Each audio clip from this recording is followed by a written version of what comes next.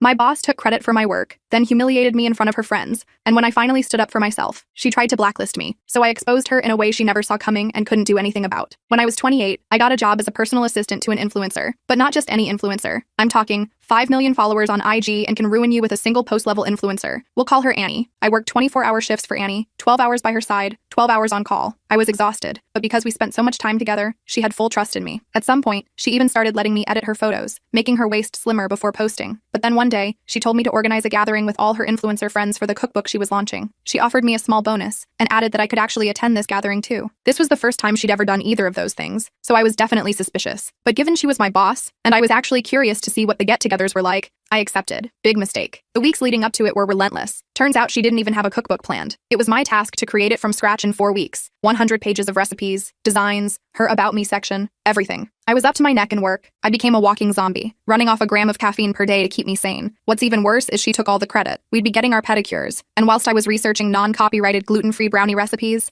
she'd be on her phone, talking about how excited she was for the cookbook and how the recipes were all her. This definitely frustrated me, but I bit my tongue and accepted this was show business. And then just days before the gathering, she started acting weird. She became more snappy, paranoid, but only around me. She said she liked the cookbook though, so I had no idea what the problem was. All I know is that the day before, she called me and angrily barked orders at me to 5 times the amount of food I'm cooking for the party tomorrow. I tried to tell her it wasn't possible, but she said to figure it out, and if I can't, I'm fired. I stayed up all night cooking, even paying a private chef $500 to spend the next day helping me. By the time I showed up to the gathering, I hadn't slept in 37 hours. I brought all the meals with me in a minivan that I hired out of my own money, and the first thing I was met with was Annie shouting at me for only being 6 hours early. I didn't have the energy to argue, so I nodded and apologized. I spent the next 6 hours setting everything up, including the food, while Annie just kept trying dresses on. Eventually, people started showing up. Everything was going smoothly, until Annie struck. Me, her, and 2 of her friends were talking about how great the food she made was, when Annie interrupted. You know, I asked Julie over here to make me an omelet once, and she almost set my kitchen on fire. Everyone began chuckling, and because I was too tired to respond, I chuckled too. Well, Annie took this as my approval. Her last boyfriend even left her because of it. She even called me once seriously asking how to turn on the oven. Remember that, Julie? Everyone was laughing so hard they were wheezing. Then someone said, "How do you do it, Annie? You created a whole cookbook in 4 weeks, organized this party, and attended a stray dogs volunteer shelter. You're one of a kind." Just like that, everyone was complimenting Annie. She was basking in it, and I was going to let her, but that's when she took it too far. Before I knew it, Annie was calling me dumb, ditzy, stupid, an idiot, even saying she should fire me, all as a joke. Everyone was doubling over at my expense, but when the conversation shifted back to Annie's recipes, I saw my chance to ruin her. You know, Annie, because you're such an amazing chef, I actually prepared something for you. I went to go get a chef's hat, then came back up to Annie before getting everyone's attention. Some of you might have noticed there's one dessert from the book missing on the tables. That's because Annie wanted to cook it in front of everyone. Her eyes went wide,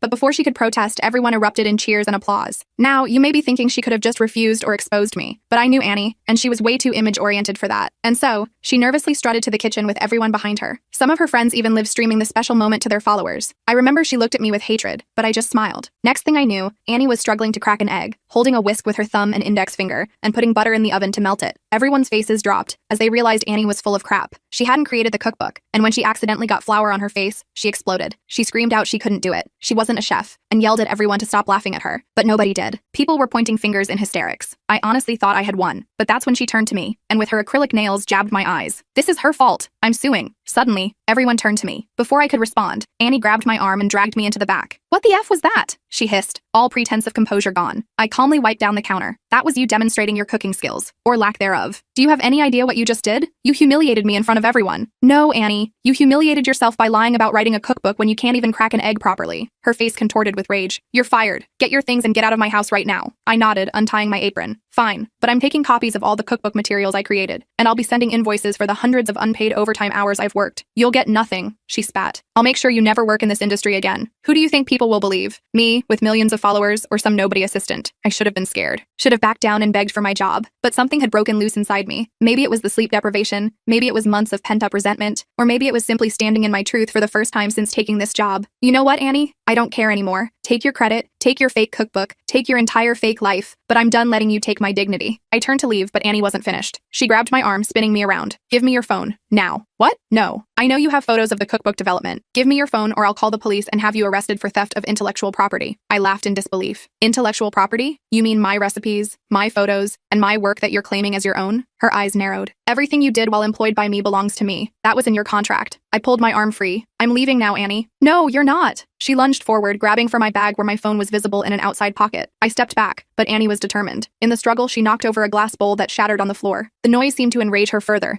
and she came at me with her hands outstretched, acrylic nails aimed at my face. I raised my arms to protect myself, but not before one of her nails scratched my cheek. I felt a sharp sting and warm blood trickling down my face. The kitchen door burst open. Several guests stood there, including Thomas and Riley, staring in shock at the scene before them. Broken glass everywhere, me bleeding, Annie looking completely unhinged. "What's going on?" Riley asked, phone still in her hand, potentially recording. Annie immediately switched personas, tears springing to her eyes. "She attacked me. After everything I've done for her, she tried to steal my cookbook and attacked me when I caught her." No one looked convinced. My cheek was bleeding, not hers. The broken glass was clearly from her knocking over the bowl. "That's not what happened," I said quietly, pressing a kitchen towel to my cheek. "Annie is upset because I exposed that she can't cook anything from her cookbook, because I wrote it, not her." The silence in the kitchen was deafening. "Get out of my house," Annie finally said, voice trembling with rage. "All of you. Party's over." People began awkwardly filing out. I grabbed my bag, making sure my phone was still inside, and headed for the door. I heard Annie behind me, already spinning a narrative to whoever was still listening about how I'd had a mental breakdown from the pressure of assisting someone so successful. Outside, the night air felt shockingly fresh after hours in that tension-filled house. I walked toward my car, not even caring about the possessions I was leaving behind in Annie's apartment. I just needed to get away. "Hey, wait up!" I turned to see Thomas jogging toward me, followed by Riley and a couple others I recognized from the party. "Are you okay?" he asked, gesturing to my cheek. "I'll live," I replied, suddenly feeling the full weight of my exhaustion. I leaned against my car for support. "That was intense," Riley said, looking genuinely concerned. "Has she always been like that with you?" I laughed weakly. "More or less. Usually with fewer witnesses, though." "I got the whole thing on video," Riley admitted, holding up her phone. "Both the cooking disaster and what happened in the kitchen afterward." "I'm so sorry. I started recording because I thought it would be a fun cooking demo, but then—" "No, I'm glad you have it," I said, surprising myself. "At least now there's proof of what really happened." Thomas handed me a business card. "I'm actually a lawyer when I'm not helping Riley with her travel content. If you need help dealing with this situation, legally, give me a call." I took the card, touched by the gesture even though I doubted I could afford legal help. "Thanks. I should probably get going before Annie comes out here and causes another scene." As if on cue, the front door of the house flew open, and Annie appeared, still in her apron, mascara running down her face. "I'm calling the police," she shouted. "Don't think you can just leave after what you did." Thomas stepped forward. "Annie, I strongly advise against making false police reports. Multiple witnesses saw what happened, and there's video evidence." Annie faltered slightly, looking at the small group gathered around me. "She violated her NDA. She told you all about the cookbook." "Actually," Riley said calmly, "you're the one who just confirmed she wrote your cookbook, not you. We were just leaving after an uncomfortable situation, but now that you mention it," Annie's face went pale. She turned and stormed back into the house, slamming the door behind her. "You should go," Thomas advised me, "but keep in touch, okay? This isn't over." He was right about that. I drove to a friend's apartment, the only place I could think to go since I'd been living in Annie's building. The whole way there, my phone blew up with texts from Annie, alternating between threats and attempts to gaslight me into thinking I was overreacting. My friend Joseph was surprised to see me at his door at 11 p.m. with a bleeding cheek and no belongings, but he let me crash on his couch without too many questions. I fell into an exhausted sleep almost immediately, my body finally shutting down after nearly 40 hours of consciousness. I woke up the next morning to find my phone had died overnight. After borrowing Joseph's charger, I turned it on to find 27 missed calls from Annie and over 50 text messages. The last few were particularly concerning. "I've changed the locks on your apartment. Your stuff is in storage. You have 24 hours to arrange pickup or it's going to charity. I've emailed everyone in my network about your unprofessional behavior. Good luck finding another job in this city. The cookbook deal is proceeding as planned. Try to interfere and I'll sue you for everything you have." Joseph brought me coffee while I scrolled through the messages in disbelief. "Want to tell me what's going on?" he asked gently. I gave him the condensed version, showing him my scratched cheek as evidence. When I finished, he looked genuinely concerned. "You can stay here as long as you need," he offered, "but you should probably talk to a lawyer. This sounds serious." I thought of Thomas's business card, still in my bag. "Yeah, I think you're right." I called Thomas later that morning and explained the situation in more detail. He listened carefully, asking occasional questions about my employment agreement, the cookbook development, and Annie's threats. "Based on what you're describing, you have a strong case for workplace harassment, wage theft for unpaid overtime, and possibly assault charges from last night," he said when I finished. "The question is, what do you want to happen here?" It was a good question. Part of me just wanted to walk away and never think about Annie again. But another part, a stronger part, was tired of being bulldozed by people like her. "I want credit for my work," I finally said, "and I want to be paid fairly for the hours I put in. That's it. I don't want revenge or a public scandal." "That's reasonable," Thomas replied. "Let me make some calls and see what we're dealing with. In the meantime, document everything. Save those texts, write down a timeline of events while it's fresh in your memory, and if your cheek bruises, take photos." Over the next few days, I stayed at Joseph's place while trying to figure out my next steps. Annie continued her campaign against me, escalating from text threats to public Instagram stories where she vaguely referenced a betrayal by someone she'd trusted. She never named me directly, but her followers weren't stupid. They figured out who she was talking about, and my social media accounts were soon flooded with hateful messages from Annie's devoted fans. I went with Joseph to retrieve my belongings from the storage unit Annie had mentioned. Half my stuff was missing, but fortunately I had backed up most of my digital files to cloud storage, including the cookbook files. When I texted Annie about the missing items, she claimed ignorance, suggesting perhaps I had misplaced these items before moving out. 5 days after the party, I met with Thomas at his office. He'd reviewed everything I'd provided and had drafted a demand letter to Annie. This outlines your contributions to the cookbook, requests appropriate credit as the developer and writer, and demands payment for your overtime hours at standard industry rates, he explained, showing me the document. It also addresses the apartment situation and requests the return of any missing property. What happens if she ignores it? I asked, already knowing Annie well enough to anticipate her response. Then we escalate, Thomas said simply. But given the evidence we have, including testimony from party guests and Riley's video, I believe she'll want to settle this quietly. He was wrong. Annie's response came through her own lawyer, a high-priced, aggressive type who claimed I was the one who had violated numerous agreements by attempting to sabotage Ms. I's business relationships and stealing proprietary content. They threatened countersuits that would bankrupt me if I didn't immediately sign a retroactive NDA and drop all claims. When Thomas reported this back to me, I felt a wave of panic. I couldn't afford a lengthy legal battle with someone who had Annie's resources. Maybe I should just give up. That's exactly what she wants you to feel, Thomas said when I expressed these doubts. But here's what you need to know. Annie's on shakier ground than she realizes. Riley's been talking to other influencers who were at the party. Word is spreading about what really happened, and Annie's publisher is getting nervous. Her publisher? I asked, confused. She has a publisher already? Thomas nodded. Apparently, she signed a deal the day before the party, which explains why she was so desperate to prove she had a cookbook ready to go. This new information changed everything. Annie hadn't just been lying to her followers. She'd been lying to a publishing company that had invested real money in her supposed cookbook. What should we do? I asked. I think it's time to approach the publisher directly, Thomas suggested. Not as a threat, but as a potential solution. You have what they need. A real cookbook with tested recipes. Annie has what they want. A name that will sell books. Perhaps there's a middle ground. I wasn't convinced Annie would ever agree to share credit, but I gave Thomas permission to reach out to the publisher. Meanwhile, I focused on finding a new job and apartment, which proved challenging with Annie seemingly working behind the scenes to blacklist me. 2 promising interviews mysteriously fell through after reference checks. A week later, I was helping at Joseph's bar to make some quick cash when Thomas called with news. The publisher wanted to meet with both me and Annie to discuss the situation. They've seen the evidence, he explained. They're not happy about being misled, but they've invested too much in the project to simply cancel it. They want to find a solution that works for everyone. The meeting was scheduled for the following Monday at the publisher's office. I spent the weekend alternating between anxiety and rehearsing what I wanted to say. I needed to be firm but professional. No emotional outbursts, no matter how much Annie tried to provoke me. Monday arrived, and I dressed in the most professional outfit I could assemble from my limited wardrobe. Thomas met me outside the publisher's building, providing a final pep talk before we headed up to the conference room. Annie was already there, sitting across from a woman I presumed was the publisher. Annie's lawyer sat beside her, looking stern and expensive in a perfectly tailored suit. Annie herself was dressed immaculately as always, but I noticed dark circles under her eyes partially concealed by makeup. For once, she looked like she hadn't been sleeping well either. She didn't acknowledge me when I entered, keeping her eyes fixed on her phone. I sat down across from her, Thomas taking the seat beside me. "Thank you all for coming," began the publisher, introducing herself as Susan. "I've asked for this meeting because we seem to have a situation that needs resolution before we can proceed with this cookbook project." Annie immediately jumped in. "There's no situation. This former employee is making outrageous claims because she's bitter about being fired for incompetence." Susan held up a hand. "Ms. Zrania, I've reviewed the materials provided by both sides, including some concerning video footage from your launch party. I think it's clear there are legitimate questions about the cookbook's authorship." Annie's lawyer leaned forward. "My client has never claimed to personally develop every recipe. Like most celebrity cookbooks, this was always intended to be a collaborative project with Ms. providing the vision and branding." I couldn't help but laugh quietly at this complete revision of history. Annie shot me a venomous look. "That may be," Susan replied diplomatically, "but the contract Annie signed specifically states that she is the principal creator of the content. If that's not the case, we have a problem." Thomas spoke up. "My client isn't looking to derail this project. She simply wants appropriate credit for her work and fair compensation for the hours she put in developing these recipes and photographs." Annie scoffed. "She was paid a salary to assist me. Anything she created during that employment belongs to me." "Actually," Thomas countered, "her employment agreement doesn't include any such language about intellectual property ownership. And even if it did, the hundreds of hours of overtime she worked developing this cookbook far exceeded normal assistant duties." The discussion continued in this vein for nearly an hour, Annie and her lawyer insisting I was trying to extort her,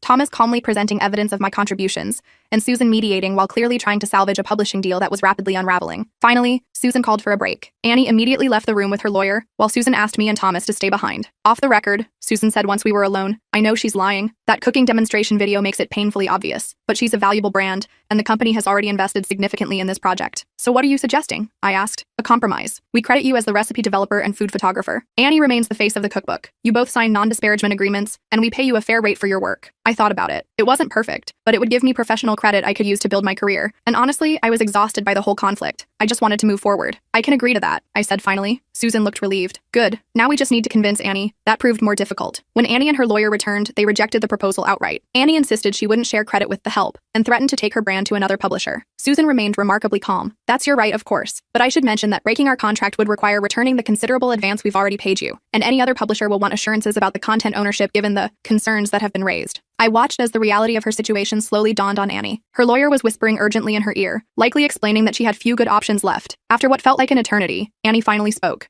Fine, she can have a credit inside the book as recipe developer, but my name stays alone on the cover, and she signs an NDA about this whole situation, and fair payment for her work, Thomas added firmly. More negotiation followed, but by the end of the meeting, we had a tentative agreement. I would receive credit as the recipe developer and food photographer inside the cookbook, a fair payment for my work, and Annie and I would both sign non-disparagement agreements. As we prepared to leave, Annie pulled me aside, her lawyer and Thomas watching carefully from a distance. You think you've won, she said quietly, her perfect smile never wavering. But trust me, this is just the beginning. There are 1,000 ways I can make your life difficult without ever violating that stupid agreement. I looked at her, really looked at her, and felt something shift inside me. For months, this woman had terrified me. She'd controlled my life, my sense of self-worth, even my perception of reality. But standing there in that conference room, I suddenly saw her clearly, just a deeply insecure person whose entire identity was built on taking credit for other people's work. You know what, Annie? I don't think about you at all. I turned and walked away, leaving her standing there with her mouth slightly open. Outside the building, Thomas congratulated me on standing my ground. The paperwork will take a few days to finalize, but this is a good outcome. You got what you wanted, credit for your work. Thanks for everything, I said sincerely. I couldn't have done this without you. Don't thank me yet, he replied with a small smile. We still need to get your stuff back from Annie's storage unit and find you a new place to live, but one step at a time. As we walked to the subway, I felt lighter than I had in months. The nightmare wasn't completely over. Annie would likely find subtle ways to continue her retaliation, and rebuilding my life and career would take time. But for the first time since I'd accepted that assistant position, I felt like I had some control over my own story. I checked my phone and saw a text from Riley. Heard about the meeting? Dinner to celebrate tonight? A bunch of us are getting together. I smiled and texted back a simple, yes. Maybe some good things had come from this mess after all. New friends who saw value in me beyond what I could do for them, a potential new career direction, and most importantly, the realization that I was stronger than I'd given myself credit for. The cookbook would be published in 6 months. My name would be inside, proof that I had created something real and valuable. And whatever Annie tried next, I would face it knowing my worth didn't depend on her or anyone else's validation. As I headed to Riley's dinner gathering that night, the whole situation still felt surreal. I'd stood up to Annie and somehow emerged with my dignity and professional credit intact. I kept waiting for the other shoe to drop. The dinner turned out to be at this little hole-in-the-wall Italian place. Thomas, Riley, Joseph, and a few other witnesses from the party were already there when I arrived.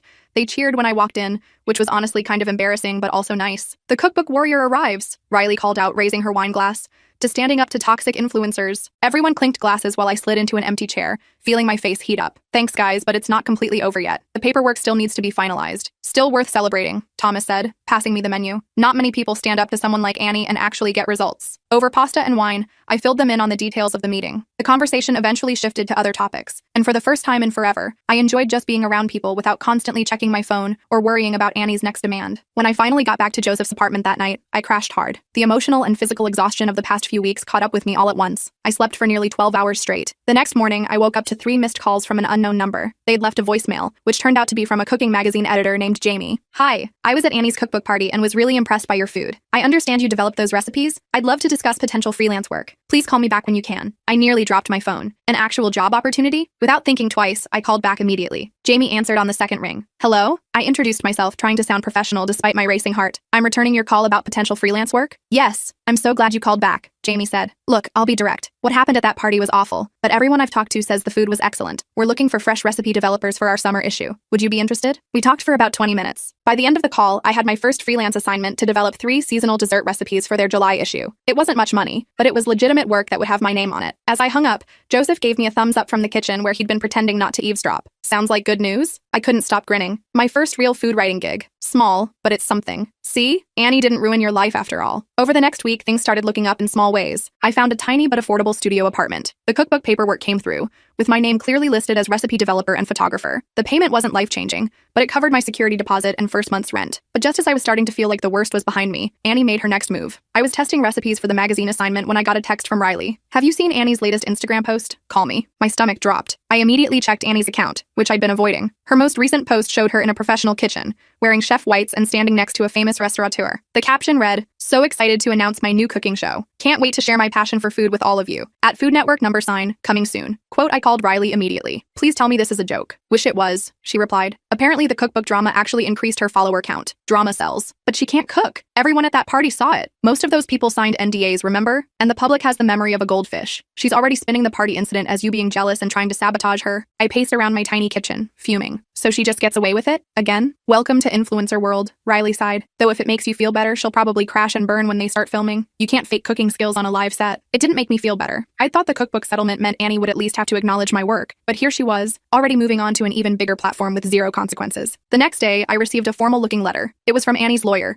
claiming I'd violated the non-disparagement agreement by speaking negatively about Ms. to industry professionals. They demanded I cease all communication about Annie immediately. I forwarded it to Thomas, who called me within the hour. This is an intimidation tactic, he explained. They have no proof because you haven't violated anything. They're just trying to scare you into silence while Annie launches this new venture. So what do? Nothing. Keep doing your work. Document everything but don't engage. She wants a reaction. I tried to follow his advice. I focused on my magazine recipes and started a small food blog to build my portfolio. I even landed a part-time job at a local bakery to supplement my income while I established myself as a freelancer. But Annie wasn't done with me. 2 weeks later, I discovered she'd hired someone to create a fake blog using screenshots of my recipe tests, claiming I was stealing her recipes for my new projects. The site disappeared within 24 hours, probably after Thomas sent a cease and desist. But the damage was done. Several food bloggers I'd been networking with suddenly stopped responding to my emails. Then my apartment building's management called to verify my criminal record that someone had anonymously reported. I had to spend an entire day proving I had no record. The final straw came when the magazine that had hired me for freelance work called to postpone my assignment. The editor was apologetic but vague about the reason. I went straight to Thomas's office without an appointment, probably looking half crazed. She's systematically destroying every opportunity I get, I said as soon as he could see me. This has to qualify as harassment, right? Thomas looked genuinely concerned. It does, but proving it is difficult. She's careful to maintain plausible deniability. So what, I just give up? Move to another city and change my name? He thought for a moment. Not necessarily. Sometimes the best offense is a good offense. What does that mean? It means we might need to be more proactive. Annie's cooking show is her vulnerability. She's building her brand on a skill she doesn't possess. But how does that help me? I already exposed her once and it only made her more popular. Thomas smiled. That was a private party. TV is a different animal entirely. 2 days later, I found myself sitting in a coffee shop with a woman named Susan, not the publisher,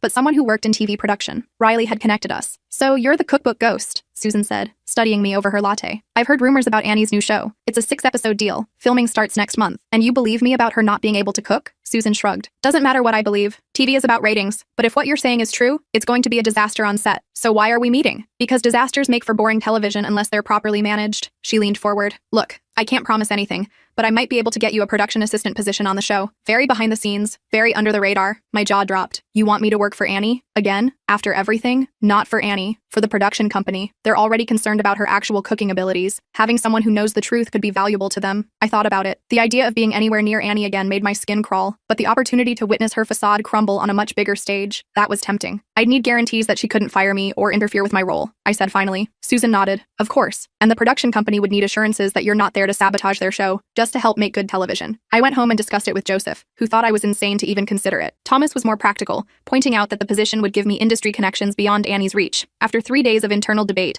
I called Susan and accepted the offer. The next month was a crash course in TV production. I was hired as a food prep assistant, responsible for gathering ingredients and helping the food stylist. My name was buried in the crew list where Annie was unlikely to notice it. I wore my hair differently and kept my head down during pre-production meetings. The first day of shooting arrived. I arrived at 5 a.m., helping set up the kitchen set before most of the crew arrived. The plan was for Annie to film her introduction and then make a simple pasta dish for her first demonstration. When Annie walked onto the set at 9 a.m., I ducked behind an equipment cart. She looked perfectly put together as always, but I noticed her hands shaking slightly as she studied the kitchen setup. The director walked her through the shooting schedule while I focused on prepping ingredients. The plan was for Annie to cook on camera with minimal cuts or assistance. Authentic cooking was the show's selling point. When the cameras started rolling, Annie was all smiles and charisma, nailing her introduction perfectly. Then came the cooking segment. Just like at the party, it was immediately obvious she had no idea what she was doing. She couldn't dice an onion. She turned the burner too high and nearly started a fire. The pasta stuck together in a gluey mass because she didn't stir it. After 3 disastrous takes, the director called for a break. Annie immediately demanded to speak with the executive producer in private. I continued quietly prepping ingredients for the next segment,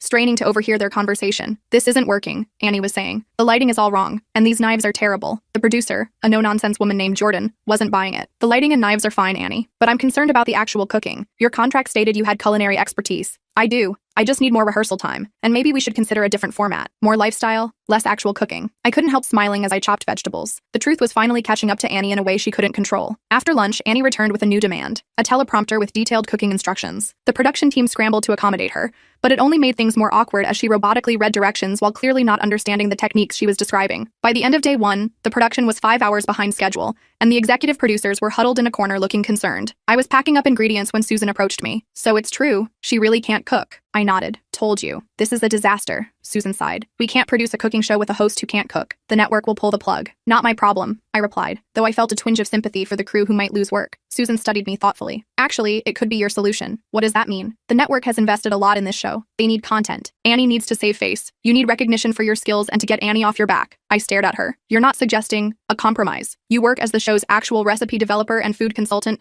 credited properly on screen. You train Annie in basic techniques between shoots. The show gets saved, you get a legitimate credit on a TV show, and Annie gets to maintain her image with minimal embarrassment. It was crazy. Absolutely insane. Work with Annie instead of against her, after everything? But as I thought about it, I realized it might be the perfect solution. A credited position on a TV show would give me professional legitimacy Annie couldn't take away. And the sweet irony of her success depending on my help wasn't lost on me. Annie would never agree to it, I said finally. Susan smiled. Let me worry about that. The network has leverage here. Just be ready for a meeting tomorrow morning. I barely slept that night, imagining all the ways this could backfire. But when I arrived on set the next morning, I found the executive producers, Annie and her manager, waiting in the production office. Annie's face when I walked in was priceless. Shock, followed by fury, followed by careful neutrality when the executive producer began speaking. Thanks for joining us. We've been discussing some challenges with production. Annie has agreed that having an experienced recipe developer on the team would be beneficial for everyone. Annie's smile looked painfully forced. Always happy to collaborate with talented people, she said through gritted teeth. The terms were presented. I would be credited as culinary producer and would develop all recipes for the show. I would work with Annie between filming days to improve her basic cooking skills. In return, everyone would sign new non-disparagement agreements, and the production would move forward with proper support for Annie. Annie barely spoke during the meeting, but her manager was constantly whispering to her. I gathered from fragments I overheard that the network had made it clear this was the only way the show would continue. When everything was settled, Annie and I were left alone in the room momentarily, as everyone else stepped out to finalize paperwork. You planned this somehow, she hissed once we were alone. I shook my head. Nope, just karma finally catching up. You built a career on taking credit for other people's work. Eventually that stops working. This doesn't change anything. I'll still be the star. That's fine. All I ever wanted was credit for my work. Now I'll have it in writing, on screen, where you can't erase it. The show moved forward with the new arrangement. Working with Annie was still challenging. She remained convinced I was out to sabotage her, but professional necessity forced a cold truce between us. I developed recipes she could reasonably execute after practice,